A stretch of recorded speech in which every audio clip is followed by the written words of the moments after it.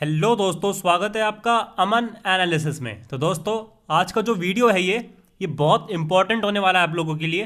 तो इस वीडियो को पूरा एंड तक ज़रूर देखना। अच्छा लगे तो लाइक और शेयर ज़रूर करना। खास तौर पे जो बच्चे भी एनडीए एग्ज़ाम या फिर टीईएस की जो प्रिपरेशन कर रहे हैं उन लोग को तो ये वीडियो पूरा एंड तक देखना चाहिए। हर एक डाउट क्लियर हो जाएगा। सबसे पहला क्वेश्चन देखते हैं कि sir please tell me what will be paper level this time. Is it will be high and vacancies of NDA 1 and NDA 2 are different. How many total vacancies are this time. Sir those who filled NDA 1 paper due to Covid miss one chance. I am NDA 1 aspirant. तो आपको तो पता है, आपको जो exam है वो एक साथ हो रहा है। तो अगर आपने जिसके लिए भी अप्लाई किया है, जैसे आपने अगर मतलब मान लो कि चलो अगर आपने एक के लिए अप्लाई किया है तो आपको, अगर आपका क्लियर होता है एग्ज़ाम, तो आपको उसका एसएसबी इंटरव्यू देने का मौका ज़रूर मिलेगा। तो लेवल के बारे में मत सोचो। लेवल तो अब देखो क्या है, लेवल के बारे में अगर आप सोचोगे तो फिर सोचते रह जाओगे। अब आपका काम अभी है प्रिपरेशन करना। लेवल तो हाई हमेशा से ही था और हमेशा ही रहेगा। आपका कितना प्रिपरेशन का लेवल है वो देखा जाएगा, ठीक है। और वैकेंसीज दोनों के लिए अलग अलग है। कहने को पेपर एक साथ है, लेकिन वैसे देखा जाए तो वैकेंसीज अलग अलग ही हैं। आप इसको एक अलग वैकेंसी मान के चलो। आप ये सोच के चलो कि आप एनडीए 2 का पेपर देने जा रहे हो। एक क्वेश्चन है विश्वजीत के द्वारा कि एसएसबी इंटरव्यू अब 3 दिन का हुआ है कि नहीं।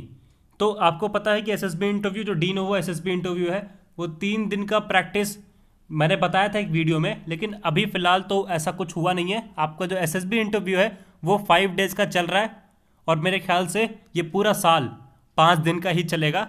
तो आप देख सकते हो कि मतलब अभी तो कोई चेंजेस हुआ नहीं है। तो आपको एक क्वेश्चन पूछा गया था, मतलब एक दो बच्चों ने दो क्वेश्चन, जो दोनों एक इंपॉर्टेंट क्वेश्चन है कि एज लिमिट क्या है। तो जो एनडीए की एज लिमिट होती है वही टीईएस की एज लिमिट होती है। यानी कि अगर आप एनडीए के लिए एलिजिबल हो तो इनडायरेक्टली आप टीईएस के लिए भी एलिजिबल हो। और एक क्वेश्चन पूछा गया कि is JE necessary for TS, यानी कि जो आपका एग्जाम है जेई मेंस, क्या वो नेसेसरी है टीएस। तो अभी फिलहाल तो ऐसा कोई नेसेसरी नहीं है फॉर टीएस 44, यानी कि जो 44th बैच है, और 45 वाला भी। इन दोनों में जेई नहीं इंपॉर्टेंट है, लेकिन जो टीईएस 46 आएगा इसमें जेईई रिक्वायर्ड होंगे।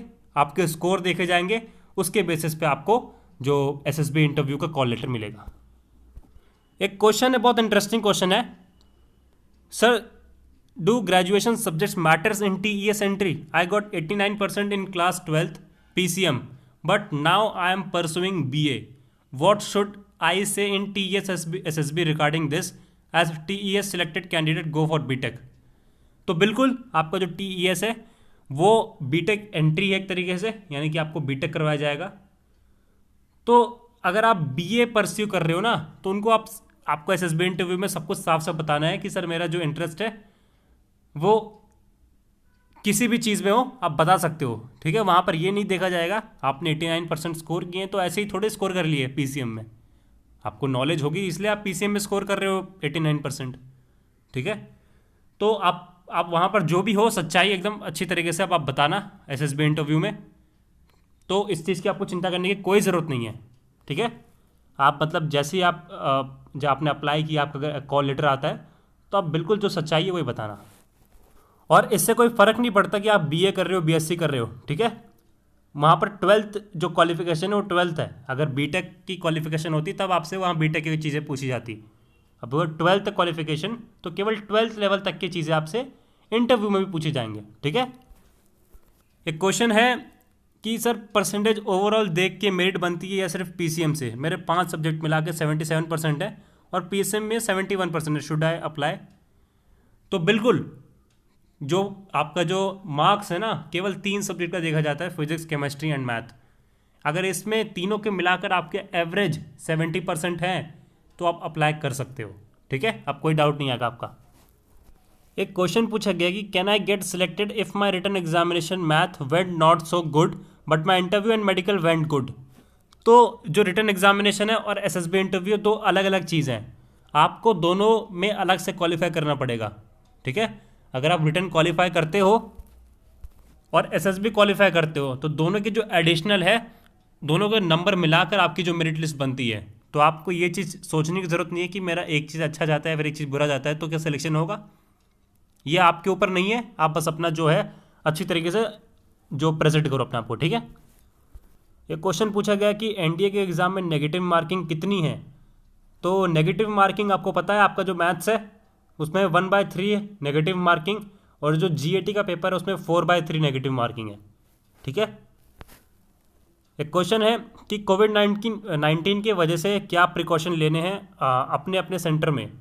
तो इसके ऊपर मैं एक डिटेल वीडियो बनाऊंगा, आपको आपके एग्ज़ाम से पहले ही वीडियो बनाकर आपको मैं प्रेजेंट करूंगा, ठीक है, कि आपको कौन कौन से प्रिकॉशन लेने हैं आपके एग्ज़ाम में ताकि आप सेफ रहो। एक क्वेश्चन है कि सर मैं NDA 1 एग्ज़ाम का सेंटर जयपुर दिया था, उसको चेंज करने का कोई करेक्शन डेट नहीं मिलेगी क्या। तो अभी फ़िलहाल ऐसा कोई करेक्शन डेट का कुछ आया नहीं है सर्कुलर, लेकिन आपको अगर सेंटर एग्ज़ाम से पहले अगर आपको मतलब सुविधा मिलती है सेंटर के बारे में तो आप वहाँ पर तब करेक्शन कर सकते हो, लेकिन अभी फ़िलहाल ऐसा कोई सेंटर करेक्शन करने का फॉर्म नहीं आया है, ठीक है। उम्मीद करता हूँ आपको बहुत सारे डाउट क्लियर हो गए होंगे, और ऐसे अगर कोई क्वेश्चन है तो आप कमेंट सेक्शन में पूछना, ऐसे ही मैं आपके डाउट्स क्लियर करूंगा वीडियोस के थ्रू। चलता हूँ मैं, जय हिंद जय भारत।